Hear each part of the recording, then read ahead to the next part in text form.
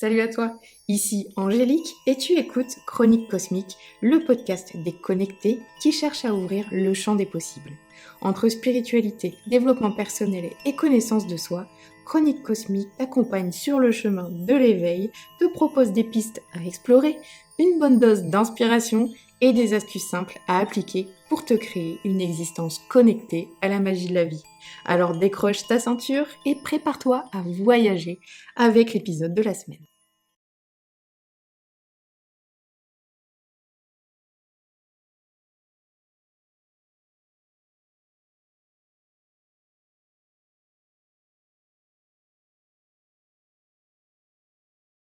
La Cosmic Academy, ça sera un espace unique, pensé pour celles et ceux qui ressentent cet appel à vivre leur spiritualité de manière alignée et incarnée. Chaque mois, avec un des invités du podcast, on vous proposera une immersion dans l'expérience directe, avec des ateliers, des masterclass, des soins collectifs, pour vous aider à clarifier votre quête, à transformer vos pratiques et à avancer vers une vie en harmonie avec votre soi supérieur. Rien que ça. Chaque membre pourra plonger dans des exercices puissants, mais aussi faire partie de la communauté privée où tout le monde pourra se rencontrer, partager et se soutenir entre explorateurs du monde intérieur.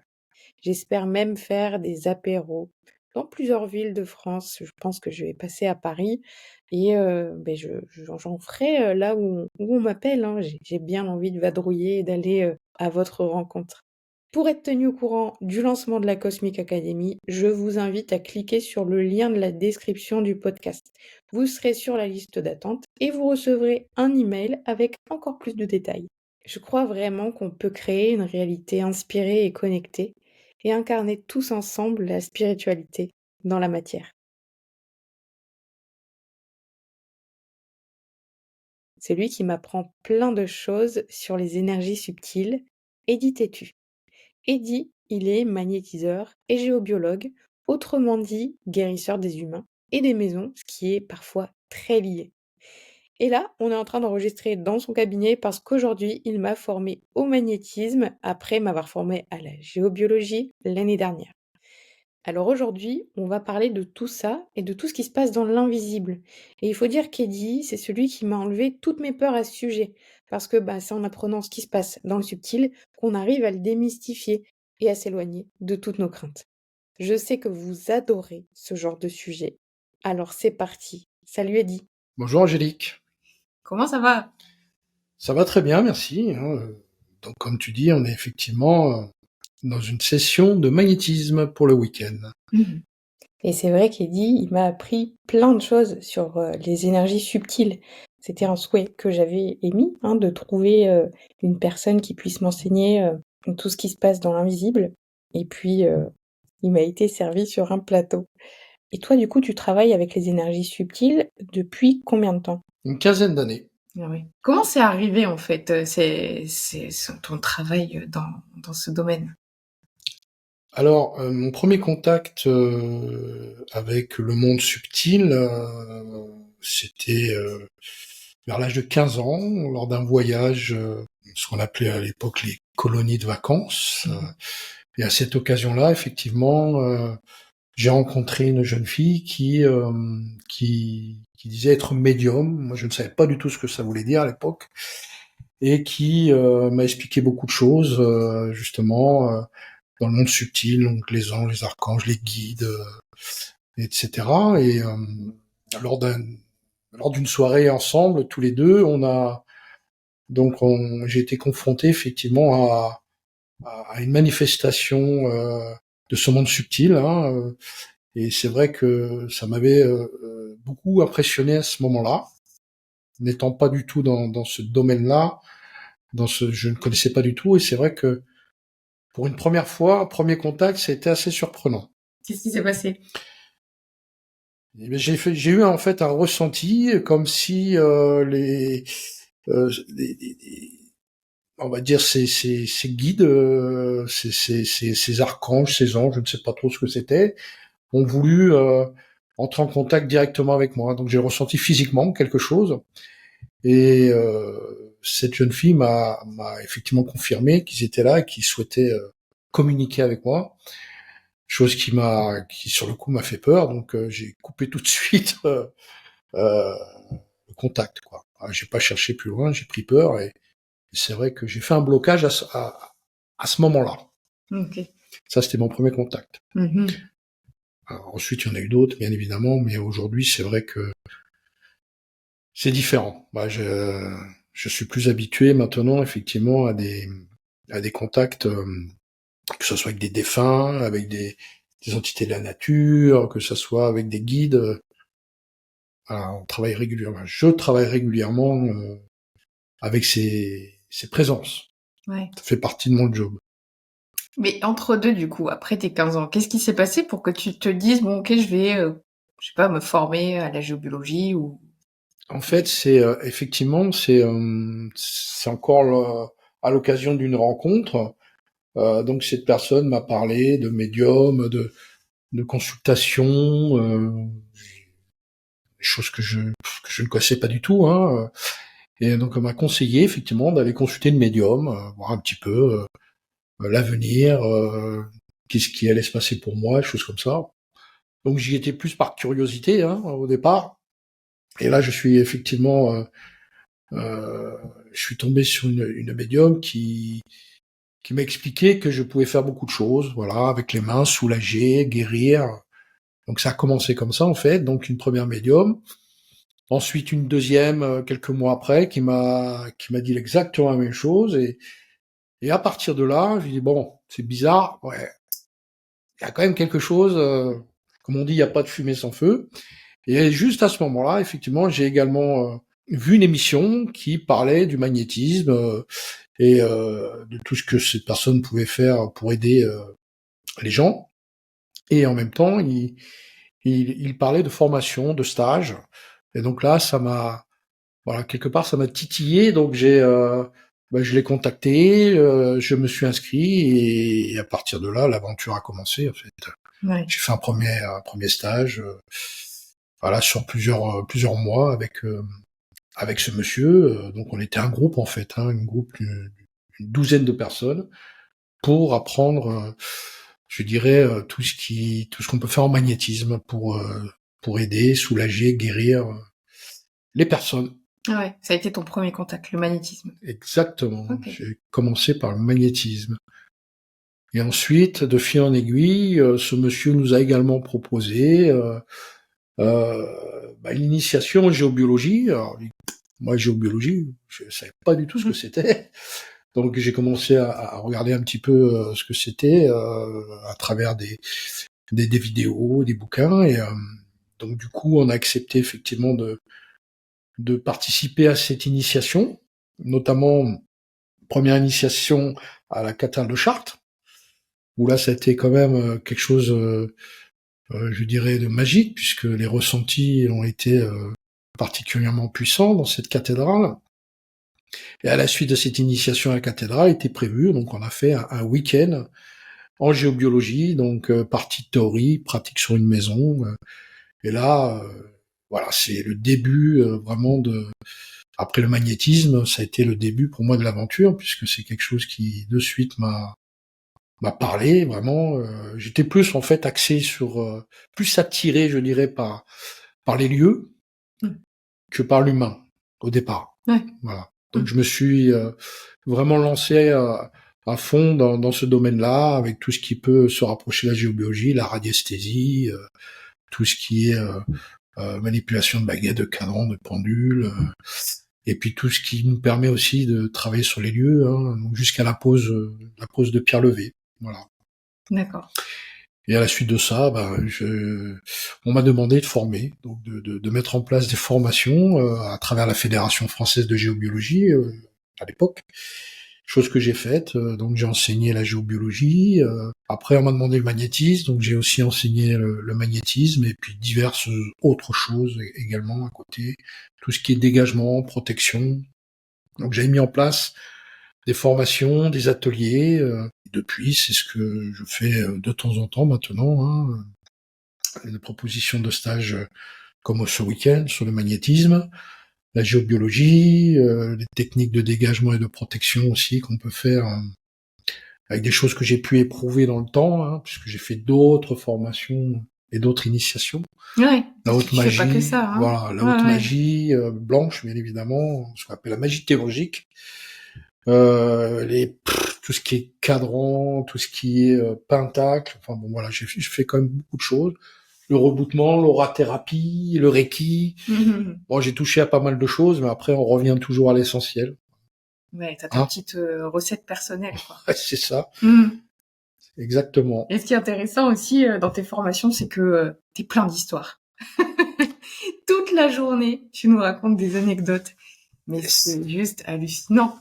Bah, c'est ce qui est, c'est ça le plus important en fait. Le plus important, c'est l'expérience, c'est le vécu. C'est moi, je vous raconte régulièrement du vécu et des anecdotes. Quand on a fait la géobiologie, par exemple, par rapport à des cas liés au champ électromagnétique, au subtil, au vendo. Bon, voilà. Moi, moi, j'ai traité quand même pas mal de lieux et avec le recul et surtout le retour de tous ces travaux, de toutes ces expériences, ça me permet aujourd'hui effectivement d'expliquer à travers des anecdotes ce que je vous dis en cours. Donc que ça soit quelque chose de vivant et du vécu, parce que la théorie, ça va rien vous apporter. En magnétisme, c'est pareil. En dégagement, c'est la même chose.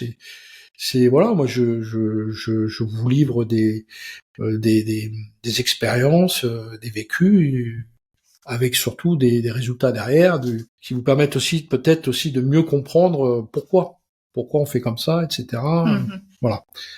Donc ça, c'est important. Mhm. C'est vrai que quand tu deviens géobiologue, quand tu te formes à ça, bah, tu fais aussi forcément monter ta vibration. Ça va avec. Oui, Et du coup, quand tu montes ta vibration, forcément, bah, tu te connectes un petit peu plus à l'invisible. bien sûr. Et donc, il se passe des choses. Donc, toi, tu vas dans des endroits, tu, Hmm. tu, tu l'as encore raconté tout à l'heure, mais est-ce que tu peux la raconter aux auditeurs quoi Alors, le premier contact, moi, c'était un contact, je dirais, auditif, puisque on a tous des capacités différentes, on va dire ça comme ça. Hein. Il y a des gens qui vont avoir cette clairaudience, la clairvoyance, le clair ressenti. Il y a différentes formes de médiumnité. Hein. Bon, moi, je suis plus dans le clair ressenti. Quelquefois, je peux avoir un peu de clairaudience, mais c'est pas ce qui vient de plus, on va dire ça comme ça. Mais mon premier contact, effectivement, c'était une clairaudience, c'était effectivement avec Melchizedek. Mhm. Melchizedek. Voilà. Donc Melchizedek, c'est un personnage de la Bible, hein, puisqu'on en parle dans l'Ancien Testament. Et c'est aussi Melchizedek, c'est aussi, je dirais, un personnage qu'on retrouve à la cathédrale de Chartres. Ouais. C'est ça qui moi, m'a frappé. Qui c'est ce Melchizedek? Quand t'entends quelqu'un qui t'appelle, qui dit Melchizedek, alors que t'es tout seul dans une pièce, et tu ok. Et en faisant des recherches, c'est là que j'ai vu qu'effectivement, Melchizedek, on en parlait dans l'Ancien Testament, que c'est celui qui avait béni Abraham, c'était le roi de justice, le roi de paix, voilà. Et ensuite, je l'ai retrouvé dans la cathédrale de Chartres. C'est-à-dire à l'intérieur, quand on est dans la cathédrale de Chartres, on a des vitraux. Il y a deux parties, il y a l'Ancien Testament et le Nouveau Testament. Et dans l'Ancien Testament, il fait partie des personnages qui sont là, donc, au même titre que David, etc. Donc je l'ai retrouvé là. Et ensuite, à l'extérieur, il y a sa statue également, sur une des façades de la cathédrale. Et de mémoire, je crois que c'est la façade nord. Et là, je lui dis, bon, c'est bizarre. Quel est le lien que j'ai avec Melchizedek? Voilà, parce que en perception auditive, c'est vraiment la première fois que D'accord. j'ai entendu vraiment ce nom qu'on m'a répété 3 fois. Pourquoi? Voilà.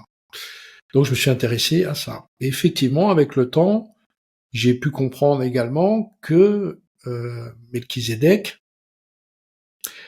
à l'époque, il posait des pierres. Il posait des pierres, vraiment en terre sainte.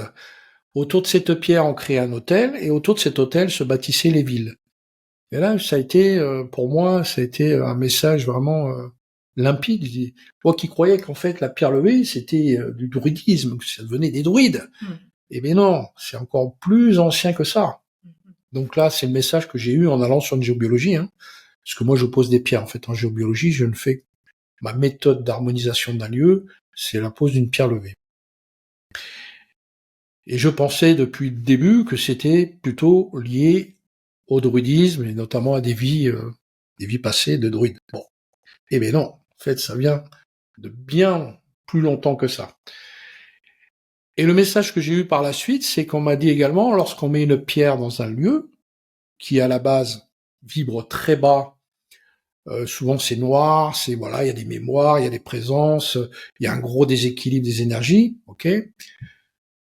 Le fait de mettre une pierre, c'est comme si on ravivait l'âme du lieu. C'est un petit peu le message que j'ai eu. Je ramène la lumière dans ce lieu et je ravive l'âme du lieu.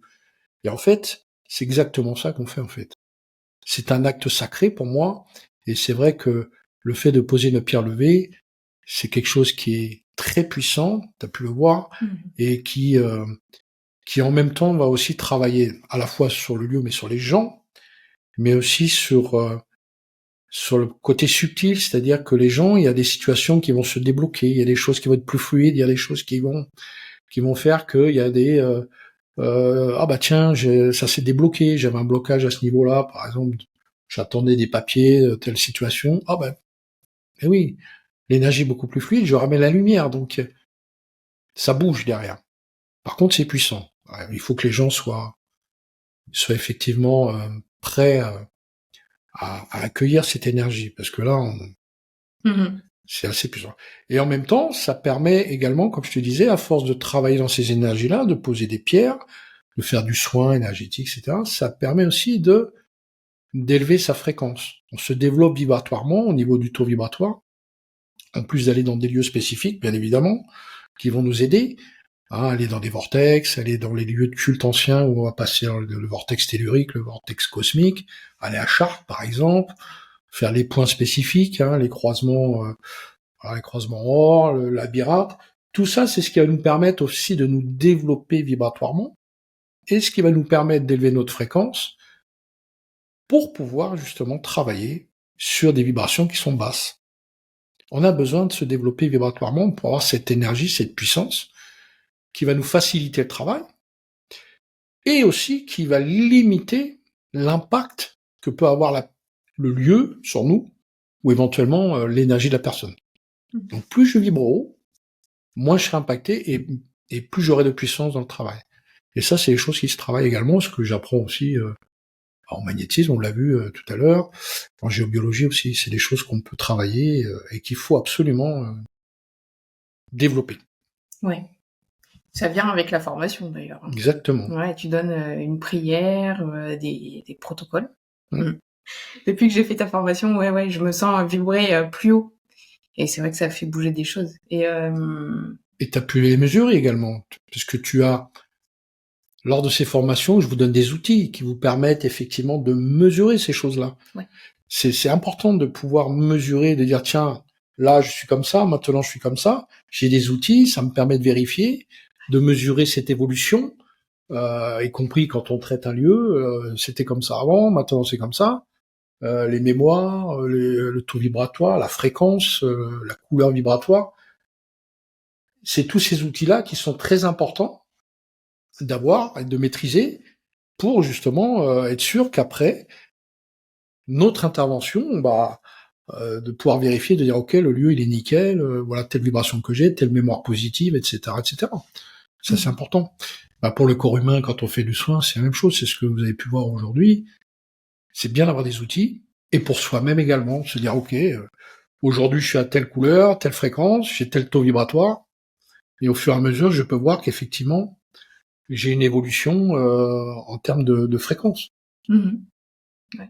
Au début, pour un exemple, ma première pierre que j'ai posée, ça vibrait à 1 ou 2 millions d'unités bovis.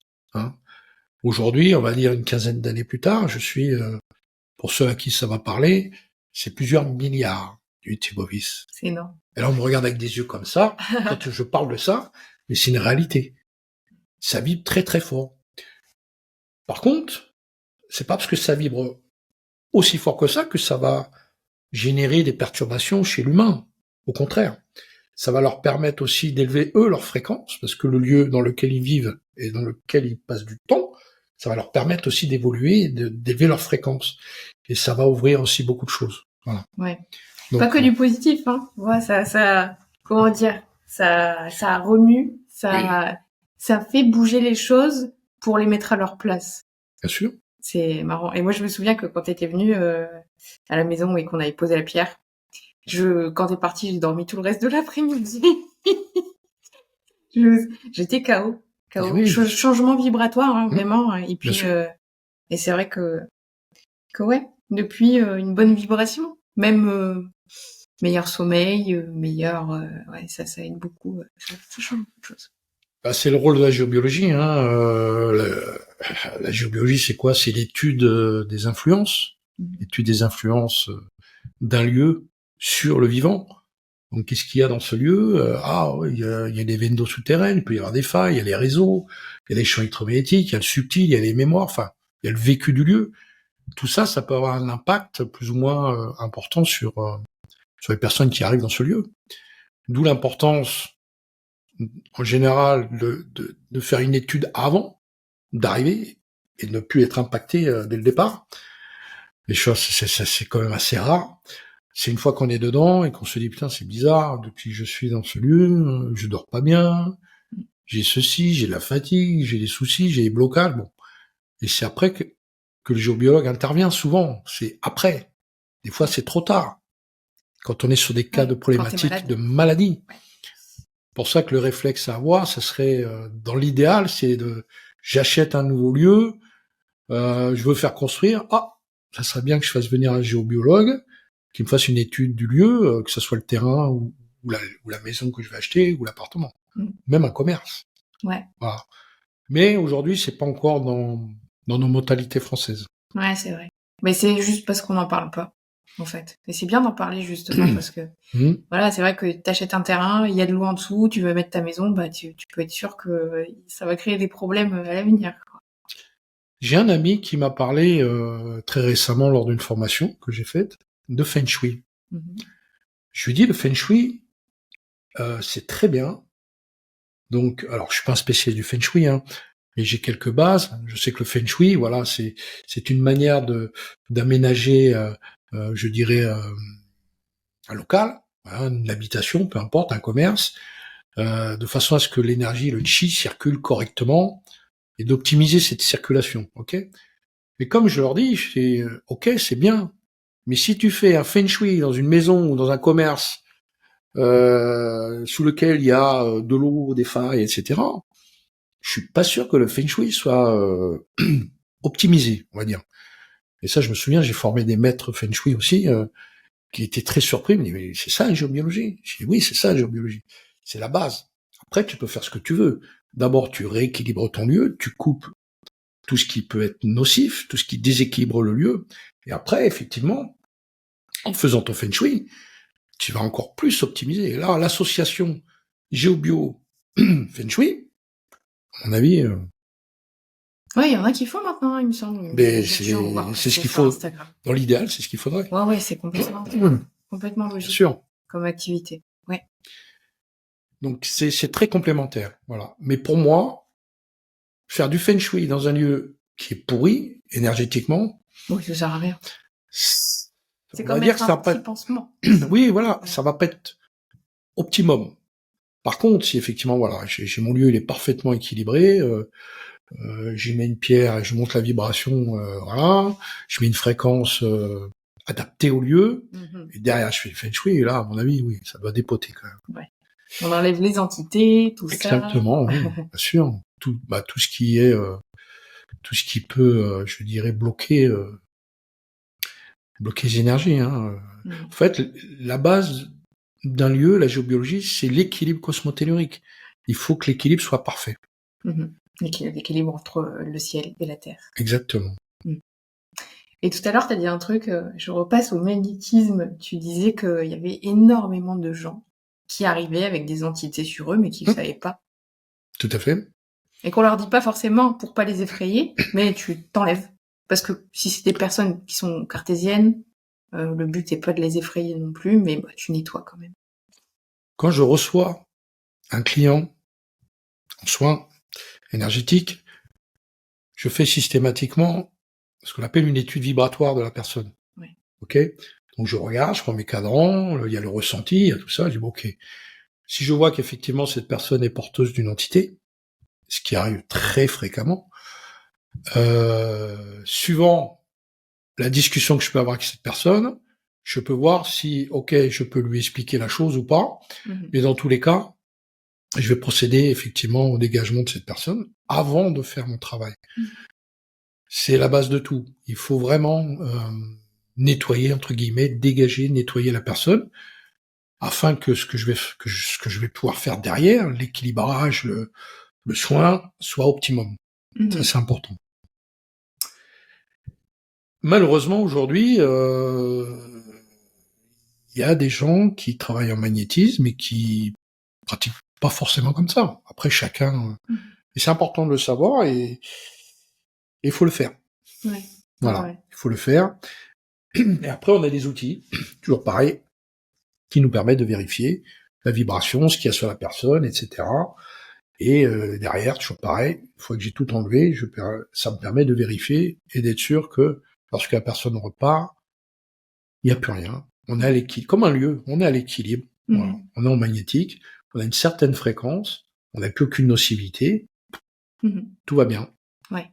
Et c'est vrai qu'il y a un truc qui est vraiment spécial à toi, c'est ce pendule runique que voilà, je t'ai acheté pendant la formation de géobiologie et que je retrouve dans la formation de magnétisme. Et ça, c'est juste extraordinaire de travailler avec les runes, avec un outil aussi puissant et tellement simple. Alors ce pendule, en fait, il a une histoire. Hein. Ce pendule, en fait, je me suis intéressé très très tôt à toutes ces énergies, toutes ces choses qui sont en lien direct avec les runes, hein, les Vikings, le monde nordique, l'énergie des runes. Et donc j'étais faire une formation, un stage sur les runes avec un vieux monsieur hein, qui était vraiment comment dire ça, qui a baigné là-dedans depuis sa jeune enfance et qui voulait pas trop former les gens. En fait, c'était un petit peu comment dire ça, il sélectionnait, ok. Donc j'avais appelé une première fois, je me souviens, et je lui ai dit voilà, je souhaiterais apprendre les runes, travailler avec les runes, et là la question qu'il me dit comme ça, il me dit est-ce que vous savez les lire? Donc là, il m'a surpris, je lui ai dit non. Bon, bah écoutez, vous allez apprendre à lire, et quand vous saurez les lire, vous m'appellerez. Donc j'ai laissé tomber le truc pendant un petit moment. J'y suis revenu peut-être une année ou deux après, et là, il m'a posé la même question. J'ai dit oui, je sais lire, alors que je savais pas du tout les lire. Oui, je sais les lire. Bon, bah écoutez, ok, je veux bien vous faire donc une formation sur 3 jours, etc. Et à partir de là, j'ai pris un bouquin et donc j'ai appris à lire les runes, à les déchiffrer, à les écrire, et ça s'est fait très très vite. Voilà. Je dirais qu'en 2-3 jours, j'ai bossé là-dessus. Ce qui fait qu'en arrivant là-bas, effectivement, il m'a testé, il m'a un peu piégé sur des phrases où c'était un peu plus compliqué de lire des phrases complètes en runes, mais bon. Et là, il m'a regardé, il me dit, ouais, c'est ça, ouais. Mais bon. Donc, on a fait le week-end, ça s'est très bien passé. Et à l'issue de ce stage, j'avais pour habitude, moi, de travailler à l'époque en géobiologie avec des pendules hébraïques. D'accord, avec des lettres hébraïques. Okay. J'avais 2 pendules, j'en avais un qui me permettait de détecter les présences, et dans un autre sens, de les faire monter. Et dans ma tête, ça me disait, fais-toi un pendule runique, nanani, nanana, et je sortais du stage. Et donc, j'ai dessiné 4 runes sur un papier, je les ai gravées sur un morceau de bois, et ça a commencé comme ça en fait. Je l'ai testé, je l'ai mesuré au cadran, et j'ai vu que ça vibrait fort, très fort, plus fort que celui que j'avais avec les lettres hébraïques. Et donc après, je l'ai testé vraiment sur les gens. Alors, en géobio, sur les gens. Et lors de stage, je me suis aperçu que effectivement, les gens étaient très intrigués par ce pendule. Et donc, le pendule a fait son chemin. Les gens ont voulu acquérir ce pendule et tous m'ont fait des retours en disant putain, on a des résultats, on gagne du temps, c'est voilà. Donc c'est un petit peu l'histoire de ce pendule runique qui moi me permet de travailler sur que ça soit sur les entités pour les aider à monter, que ça soit pour décharger les objets, mais aussi les personnes, travailler sur les personnes et sur soi-même aussi. Ça nous permet nous de nous dégager aussi. Et après j'en ai créé un deuxième qui lui va travailler spécifiquement sur tout ce qui est vibration d'origine occulte, hein, tout ce qui est sorcellerie, magie, etc. Donc je me sers uniquement de ça, ce qui fonctionne très bien. Et là, je suis en train d'en tester un troisième, qui lui n'est plus sur les runes. Alors, on est sur un autre domaine. On est sur l'âge avec l'énergie de Melchizedek. D'accord. Moi, là, c'est en phase de test. D'accord. Voilà. A priori, ça promet. Ça sera sur la géobio, du coup. Les deux. Les deux, d'accord. Ah, les deux. Ok. Énergie de guérison aussi. Oui. D'accord. Excellent. C'est très marrant parce que quand on teste ces pendules séparément, que ça soit le premier et le deuxième, ils ont chacun une vibration intrinsèque. Quand on les teste, donc le premier que j'ai fait, qui travaille normalement sur tout ce qui est entité, etc., dégagement d'objets, il vibre dans le noir magnétique. Ouais. Le deuxième, qui sert à tout ce qui est dégagement, magie, mauvais œil, etc., il vibre blanc magnétique. Ok ? Et en fait, quand on sait que ces deux fréquences sont des fréquences de guérison, ok, que le blanc magnétique, c'est ce qu'on retrouve sur toutes les fontaines guérisseuses, ok, l'eau qu'on va pouvoir, prendre dans ces sources miraculeuses, vibre blanc magnétique, que ça vibre dans le blanc. Et contrairement après le noir, on a, moi j'ai fait des recherches. Et j'ai beaucoup de stagiaires qui ont fait des recherches derrière aussi dans leur coin. On a trouvé que les menhirs étaient calés sur des croisements du réseau noir magnétique également. Donc on a deux fréquences de guérison, une sur laquelle on retrouve les menhirs de l'époque, hein, pas d'aujourd'hui bien évidemment, parce qu'aujourd'hui les gens trouvent des menhirs dans les champs, les ont repositionnés, et c'est pas du tout ça. Moi je parle vraiment des menhirs de l'époque, d'accord ? Et toutes les fontaines également, quand on s'aperçoit que une fontaine est dite guérisseuse, lorsqu'on fait l'étude du lieu, on s'aperçoit que c'est toujours la même configuration, et surtout c'est que ça vibre dans le blanc magnétique. Ouais. Donc c'est deux réseaux qui existent aujourd'hui, et qu'on utilise également en soins, parce que ce sont deux fréquences de guérison. Ouais. Voilà. Excellent. Et puis c'est vrai qu'avec ce pendule, moi, j'ai guéri mon chat. Pour ceux qui ont suivi sur Instagram, pendant 2 mois, mon chat a failli y passer. Et puis le vétérinaire ne comprend pas pourquoi ma minette est toujours en vie. Et bien, voilà, tous les jours, elle a eu un soin au pendule runique. Donc c'est vraiment magique. Déjà rien que ça, je trouve ça extraordinaire d'avoir pu envoyer ces énergies de guérison, alors que j'avais pas forcément appris, tu vois, le magnétisme, hein, puisque c'est aujourd'hui, et j'avais pas forcément appris à faire des soins énergétiques. J'ai une amie qui m'a dit, bon voilà, tu fais ça, ça, ça, mais c'est vrai qu'au final, j'ai fait le soin en pendule runique, et puis ça a été tout seul. En fait, ce pendule, celui que tu as utilisé, le premier que j'ai pu créer, contient 4 runes. Ces runes sont effectivement spécifiques, je dirais, entre guillemets, à tout ce qui est guérison. On a 4 runes spécifiques qui, lorsqu'elles sont associées ensemble, créent une certaine vibration qui va effectivement aider à ça, à la guérison, hein, puisque on a la Uruz, on a Gebo, on a plusieurs. Donc Gebo c'est l'équilibre, Uruz c'est l'énergie de base, c'est aussi la guérison. Qu'est-ce qu'on a d'autre ? On a Sowilo, c'est l'énergie divine. Enfin, donc c'est 4 runes que je n'ai pas choisies, qu'on m'a données. Hein, je les ai dessinées, je les ai assemblées sur un pendule. Et c'est vrai que quand on voit que ce pendule vibre dans le noir magnétique, forcément, c'est ce qui va générer en fréquence.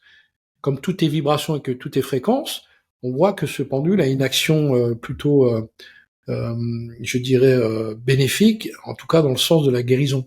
C'est pour ça que je pense que euh, ton chat en a profité, tu vois. Et c'est l'association de ces runes qui crée cette vibration.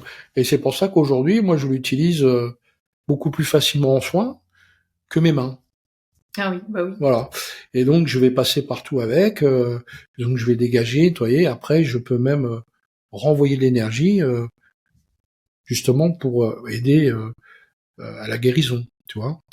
Donc, en fait, on va générer une énergie, on va travailler sur les fréquences, ce qui fait que après, le corps, il se met tout seul. Et ben, nous, on rééquilibre, on renvoie la bonne énergie. C'est le corps qui va s'auto-guérir, entre guillemets. On va aider. C'est pas nous qui sommes là, tiens, je pose ma main, ça y est, t'es guéri. On va favoriser ça, effectivement, en enlevant ce qui ne va pas, donc nettoyage, et ensuite, en donnant la bonne énergie pour que le corps se rééquilibre tout seul et que l'organe, par exemple, travaille. Moi, je fais beaucoup d'accompagnement, justement, euh, dans les gens qui sont en chimiothérapie. Donc, ce que je leur demande, c'est que à chaque séance, après, moi, je fais mon travail, je fais une petite séance pour les aider. Et effectivement, ça, c'est quelque chose qui permet déjà de supporter plus facilement la chimiothérapie, mais c'est aussi pour que les organes, pour qu'on puisse, comment dire ça, entre guillemets, les booster, et les revitaliser, quoi. Ouais, je vois. Ça, c'est important. Et ça marche bien. Ouais, c'est un bon complément. C'est un bon complément, effectivement, au traitement qu'ils peuvent avoir, bien évidemment. Ouais, complètement. Et sans que ça soit de la chimio, même pour un soin classique, hein, et en même temps, ça permet de dégager les entités, hein, etc.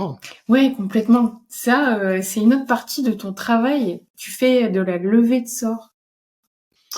Oui, alors en fait, avec le temps, je me suis aperçu quand on m'a mené des gens qui étaient victimes de jalousie, donc forme de pensée négative, égrégore, mauvais œil, et puis des choses beaucoup plus méchantes. Hein, on pouvait avoir du maraboutage, du vaudou, de l'envoûtement, etc.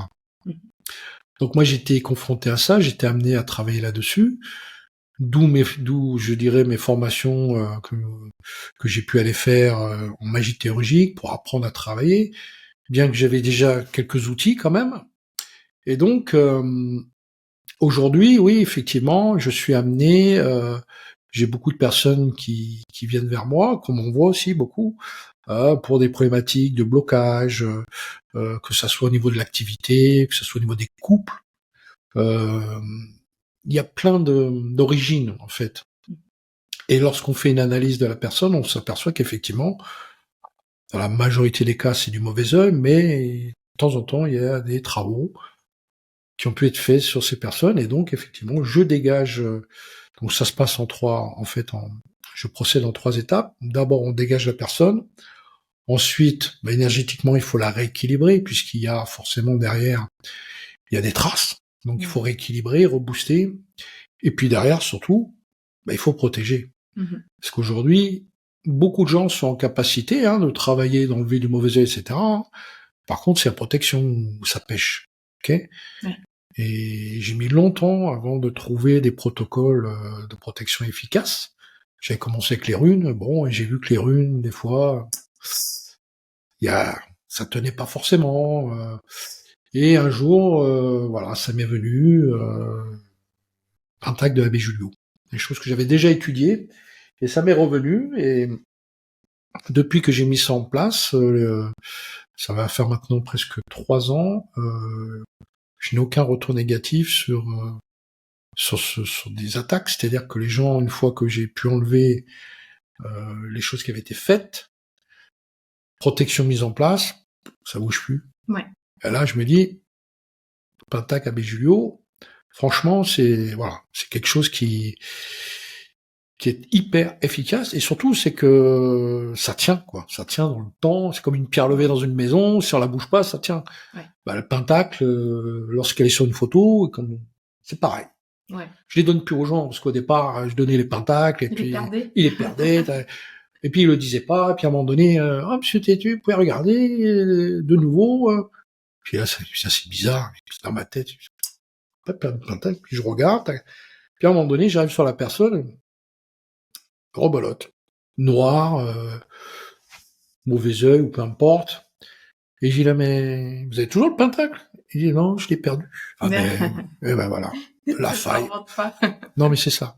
Donc aujourd'hui, voilà, maintenant je les garde, je les mets sur les photos, sur les cabis pour les sociétés, sur les plans pour les maisons, etc., etc. Ouais. Et ça reste voilà, dans un coin, isolé, voilà, tout ça c'est individualisé. Et tant que c'est comme ça fonctionne. Voilà. Ça, j'avais vraiment halluciné quand tu m'avais appris ça, que le mauvais œil et compagnie, et même les travaux occultes, ils se mettaient sur le cabis d'une entreprise. Bien sûr.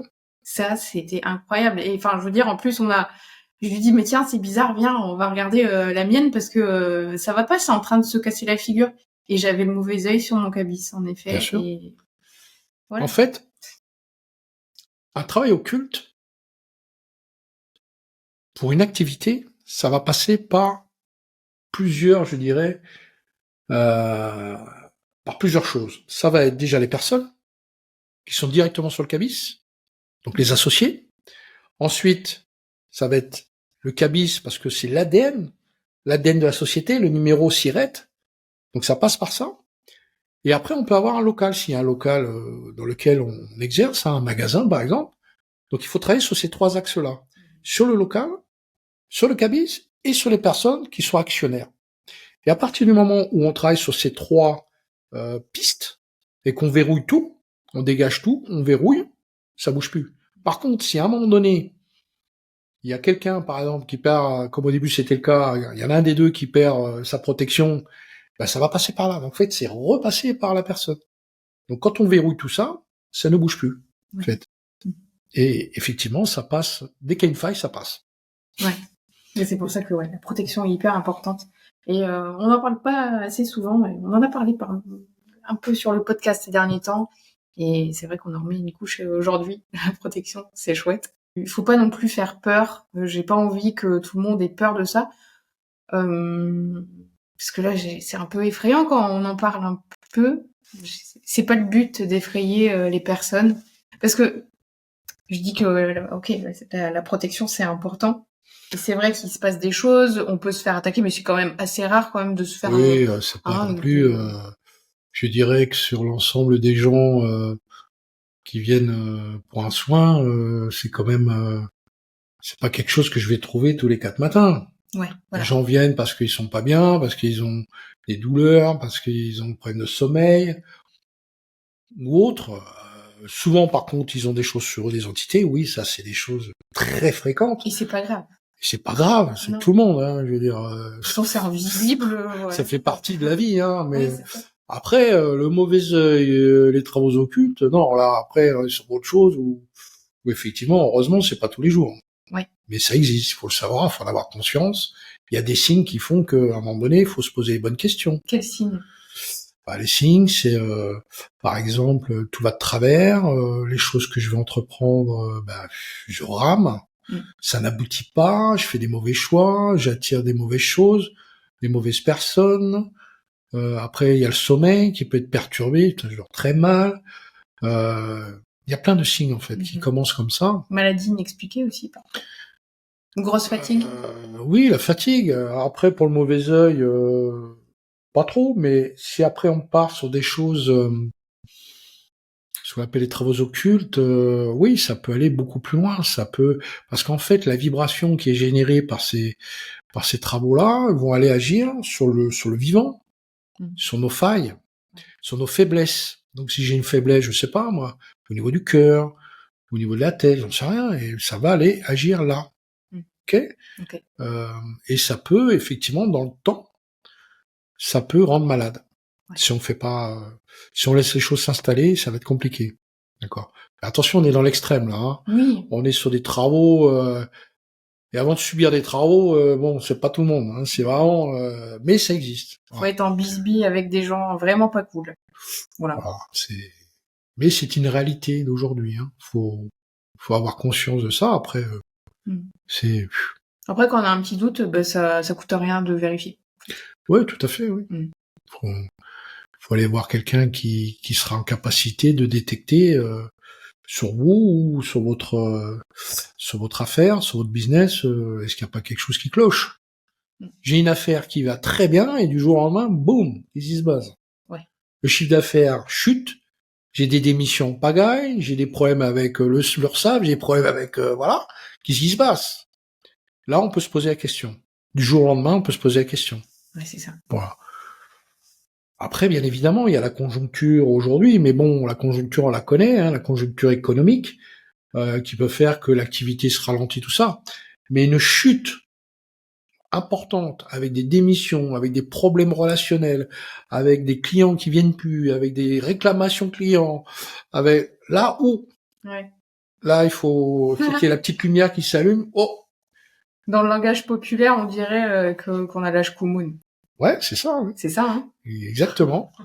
Donc là, il faut effectivement, je pense, faire appel je dirais, à une personne compétente qui sera en capacité de vous dire si effectivement il y a quelque chose qui a été fait et qu'est-ce qui a été fait en fait. Voilà. Quelle est l'origine du problème? Bien sûr. Après, il faut pouvoir l'enlever, il faut pouvoir travailler dessus, rétablir la situation et relancer l'activité. Okay. Après, je le répète, c'est pas tous les jours. On a ça, heureusement. Oui. Il faut pas non plus devenir parano. Non, non, pas du tout. Après, il y a les choses qu'on doit vivre aussi, hein. Il y a des choses mais bon. Ouais, c'est vrai, hein. C'est sur notre parcours, hein. On doit le vivre. Et puis, par exemple, moi, quand mon entreprise est partie à volo, eh bien, c'était pour m'amener sur un autre chemin. Au final, hein, Bien sûr. On a nettoyé, mais au final, j'ai quand même décidé de prendre le chemin que j'avais pris à côté pendant que ça n'allait plus. Voilà. Et maintenant, vous êtes sur un podcast et et c'est aussi grâce à ça parce que j'ai pu m'y consacrer parce que l'autre entreprise, eh bien, elle partait, voilà, elle s'éteignait tout doucement. C'est ça, hein, c'est ce qui s'est passé avec un mauvais œil, en fait, peut-être des personnes qui me voyaient sur les réseaux sociaux et je sais pas, hein, comme j'étais public, et bien forcément quand t'es public, c'est bien d'être protégé. Donc de mettre un pentacle sur le cabis avec un protocole. Mmh. Ouais. Moi je pense que voilà, c'est quelque chose que je vais faire parce que c'est mieux d'être protégé plutôt que de guérir. C'est sûr. C'est comme une maison. Ouais. Il vaut mieux le faire avant qu'après. Ouais. Une fois qu'on est dedans et qu'on a été impacté par le lieu, on se dit toujours si j'avais su. Mais des fois, ça peut aller très loin. Hein. Je rappelle la durée moyenne constatée pour que le lieu ait un impact important sur une personne, c'est 2 ans. Ça va vite 2 ans. Donc, vaut mieux prévenir, c'est en amont. Ok, on est bon, il y a des trucs à corriger, on corrige, et après, ok, pas de problème. Que d'attendre un certain temps et de dire, bon, là, je suis vraiment impacté, ça y est, j'ai un début de problématique, je sais pas, moi, peu importe la maladie, mais c'est toujours dommageable, quoi. On aurait pu l'éviter. Ouais. C'est bien d'en parler, du coup. Je suis contente de t'avoir invité, enfin, Ellie, depuis le temps qu'on se connaît. Écoute, je te remercie. Cet entretien était, c'est très sympa. Je connaissais pas. J'ai vu tes podcasts. Je regarde souvent tes podcasts, mais moi-même, voilà, j'ai jamais eu l'idée de faire un podcast, quoi que ce soit. J'ai été interviewé une fois. On peut le retrouver sur YouTube, sur un salon à Paris. Ah oui. Bon, j'étais pas trop dans le truc. T'étais pas à l'aise. Non, j'étais pas à l'aise du tout. Hein. C'était un gros salon que j'avais fait à Paris, là. En plus, c'était un salon spécifique, tout ce qui était, comment dire, les arts divinatoires, parapsie, un truc comme ça. Ouais. Moi, j'étais en géobio, j'étais un peu... Il y avait des sorciers partout. Oh là là. Mais j'avais à côté, c'est une sorcière. Hein. Elle me le disait, elle allait... Vrai, quoi. Elle faisait des trucs, elle allait au cimetière du Père-Lachaise, elle se mettait sur les tombes avec les mecs la nuit pour travailler avec les énergies. Mais j'ai tout vu là-bas. Ah ouais, j'ai mis une semaine à m'en remettre. Ouais. Ah non, ouais. Il y a des trucs parfois. Donc c'est ça. Faut faire attention. Ouais. Bon, voilà. Du coup, on te retrouve où? Sur ton site internet et sur... On peut te parler sur Instagram aussi, vu qu'on est beaucoup... Un petit peu Instagram, alors je suis pas... T'es pas actif, mais on peut t'envoyer un message. Je suis pas actif sur Instagram parce que, moi je suis un peu... la vieille école, hein. Ouais. Ok. Mais après, c'est Facebook aussi beaucoup. Ah oui. Et puis mon site, oui, bien sûr. L'édité. Je suis pas très actif dessus, mais bon, voilà. Il y a moyen de te joindre si on veut, quoi. Voilà. Oui, bien sûr. Ah oui, et puis tu vas faire l'année prochaine l'initiation à Chartres.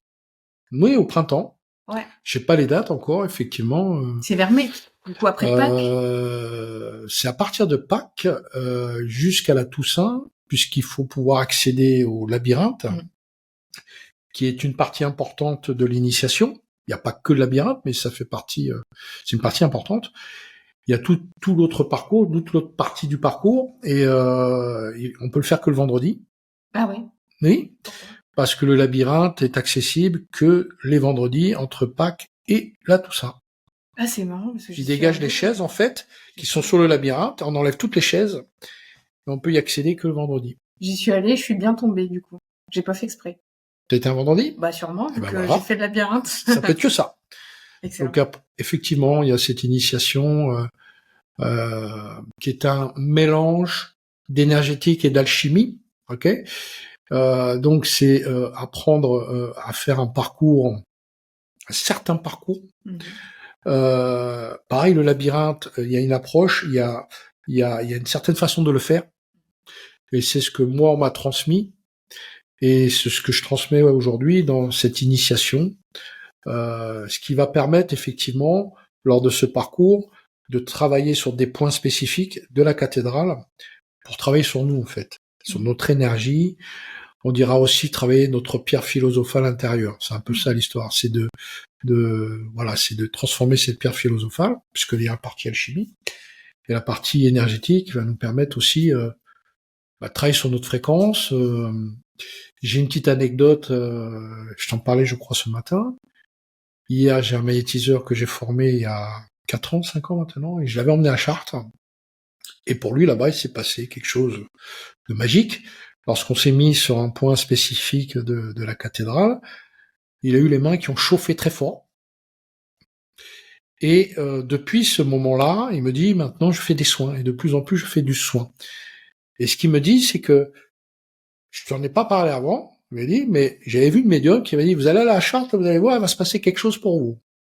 Et effectivement, moi, il me l'a dit après, quand je l'ai revu en énergétique, en formation magnétisme, etc. Il m'a dit, tiens, maintenant, je vais te raconter. Ah ben voilà. Et donc, depuis, voilà, je l'ai eu au téléphone hier, pas plus tard qu'hier. Et il me dit, oui, je fais de plus en plus de soins depuis la cathédrale, donc du coup. Et puis, il écrit des livres maintenant, en plus. Comment il s'appelle? Patrice Castex. D'accord. Il est je crois dans le 32 de mémoire, dans le Gers, dans ce secteur-là. Là-bas. Ouais. Voilà. Et c'est vrai qu'on n'a pas dit où t'étais. Là, aujourd'hui, on est à Lanton. Lanton, sur le bassin d'Arcachon, en Gironde. Ouais, voilà. Au bord de l'océan. Ben oui, l'énergie, l'énergie de l'eau, les forêts, regarde, les forêts de pins. À perte de vue. Ouais. Moi, je peux pas vivre ailleurs. Hein. Je peux pas vivre dans le béton. Pas possible. Il faut la nature. Ouais. Et si on veut, on peut faire un soin de magnétisme avec toi aussi, une géobio. Après, tu te déplaces aussi. Tout à fait. Voilà.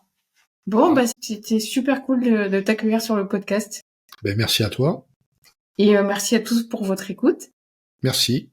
Et à très vite pour un nouvel épisode de Chronique Cosmique. Avant de partir, n'oublie pas de t'abonner au podcast. Si tu as quelques minutes, je serais vraiment reconnaissante si tu me laissais 5 étoiles et un commentaire à propos de l'épisode. C'est toujours un plaisir pour moi de voir que le podcast est utile. Pour me suivre chaque jour, retrouve-moi sur mon compte Instagram, Chronique Cosmique. Je te dis à très vite.